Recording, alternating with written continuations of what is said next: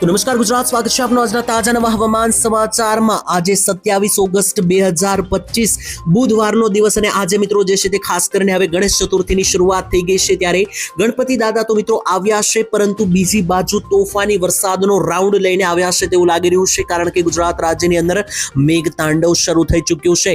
આજે વહેલી સવારથી 5 વાગ્યાનો ગુજરાત રાજ્ય ઉપર વરસાદ તૂટી પડ્યો છે, ત્યારે હવે પછીની કલાકો મિત્રો ગુજરાત માટે અતિ ભારે રહેવાના એંધાણ છે। તેની વચ્ચે જાણીએ કે કયા ભાગો છે કે જ્યાં ગુજરાત રાજ્યની અંદર મિત્રો મેઘતાંડવ જોવા મળશે, કારણ કે હાલ અત્યારે ગુજરાતનું વાતાવરણ જોઈએ તો મોટું તાંડવ જોવા મળી રહ્યું છે। બીજા નંબર ઉપર મિત્રો કાઝિકી નામનું નવું વાવાઝોડું પણ સર્જાઈ ચૂક્યું છે। જી હા દર્શક મિત્રો, તમને જણાવી દઈએ તો બંગાળની ખાડીએ એક નવું વાવાઝોડું બન્યું છે, જેને નામ પણ આપી દેવામાં આવ્યું છે મિત્રો કાઝિકી નામનું આ વાવાઝોડું છે।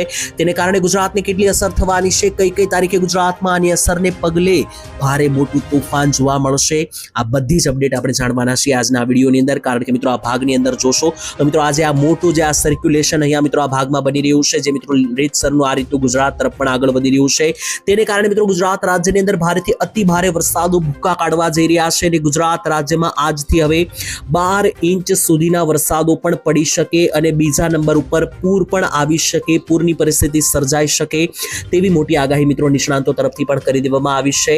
અને ખાસ ગુજરાત રાજ્ય ઉપર હવે પછીના 3 દિવસ એટલે કે 27, 28 અને 29 તારીખ અતિ ભારે રહેવાના એંધાણ, તેમાં પણ 27 તારીખની 12 કલાક એટલે કે બપોરના 12 વાગ્યાથી લઈને સાંજના 12 વાગ્યા સુધી રીતસરનું મેઘતાંડવ થઈ જવાનું છે।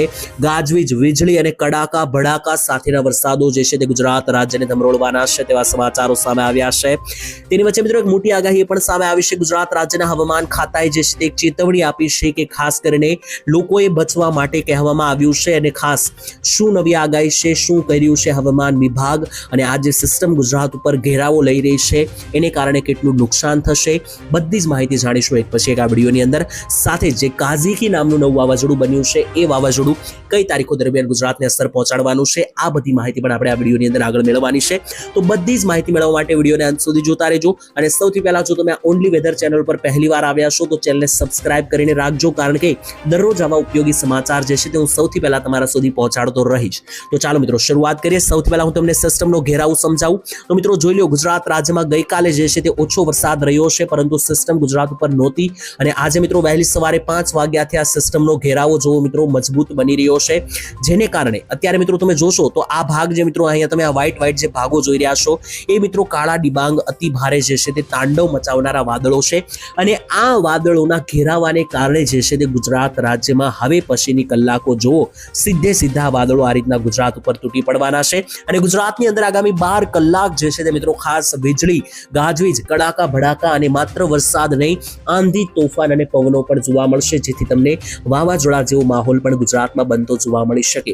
જ્યાં દર્શક મિત્રો વાવાઝોડાને લઈને શું નવી અપડેટ છે, વાવાઝોડાનું નામ શું છે, અને હવામાન ખાતાએ શું એલર્ટ આપ્યું છે, કયા લોકોએ બચવું પડશે, એ બધી માહિતી મિત્રો જાણીએ તો અહીંયા લખીને આવેલા છે। બધી જ માહિતી મિત્રો જાણીએ કે શું કર્યું છે હવામાન।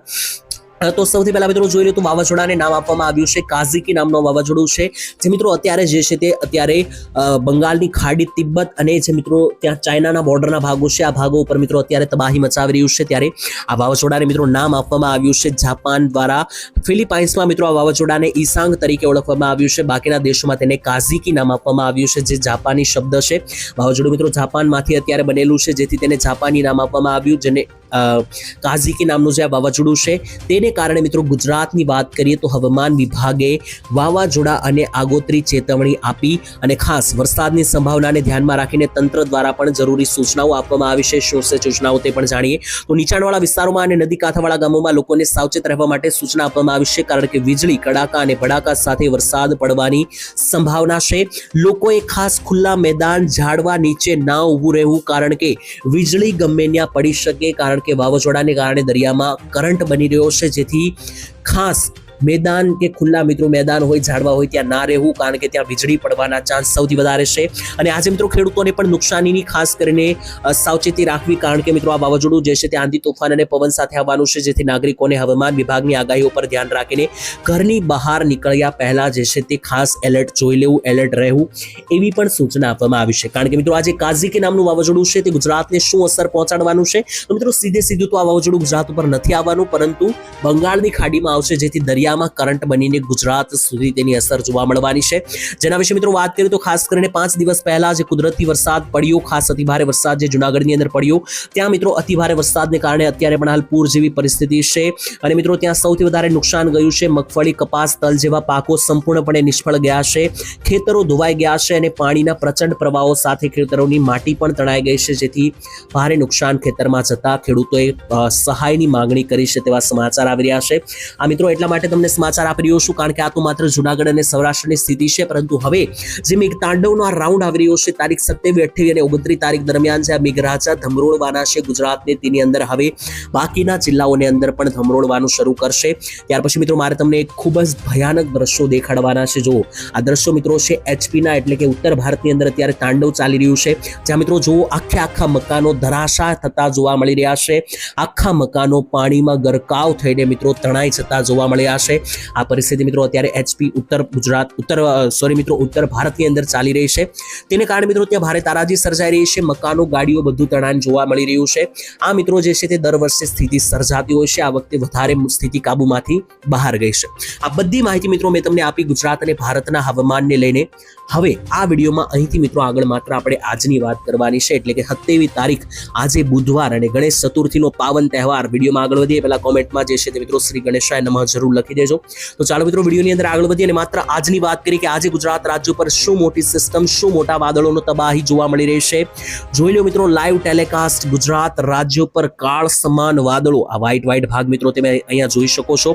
આજે વ્હાઈટ મિત્રો આ જેટલા પણ આ વ્હાઈટ ભાગો છે, આ મિત્રો બીજું કંઈ નથી, કાળના વાદળો છે જે ગુજરાત રાજ્યને તબાહ કરવા આવી રહ્યા છે. બીજા નંબર ઉપર મિત્રો ગુજરાત રાજ્ય પરથી કોઈ સિસ્ટમ છે કે નહીં, તો જોઈ લો મિત્રો 3 મોટી સિસ્ટમ. એક સૌથી મોટી સિસ્ટમ આ ઉત્તરીય ભારત, ઉત્તરીય ગુજરાત તરફથી આવી રહી છે. બીજી મોટી સિસ્ટમ એક નાનકડી સૌરાષ્ટ્ર ઉપર છે અને ત્રીજી સૌથી મોટી સિસ્ટમ દક્ષિણીય ગુજરાતના સુરત, નવસારી બાજુથી એક આવી રહી છે, જેને કારણે આજે ગુજરાત રાજ્યની અંદર 27 તારીખે સવારના 6 વાગ્યાથી લઈને સાંજના 11 વાગ્યા સુધી 19 જિલ્લાઓમાં તાંડવ મચાવશે મેઘરાજા. એમાં કયા ભાગોનો સમાવેશ થશે ચાલો જાણીએ. 27 તારીખની લાઈવ અપડેટ મેળવીએ. હવામાન વેધર મોડેલો શું કરી રહ્યા છે, હવામાન ખાતાના એલર્ટો શું છે જાણીએ. સૌથી પહેલા મિત્રો આઇકોન વેધર મોડેલ અનુસાર ગુજરાતનો પૂર્ણો ભાગ આજે ધમરોળાઈ જવાનો છે, ભારે વરસાદના ચપેટામાં આવી જવાનો છે. સૌથી વધારે વરસાદનું જોર આજે મધ્ય ગુજરાત અને ઉત્તર ગુજરાતમાં રહેવાના એંધાણ છે, તેની વાત કરીએ એક પછી એક.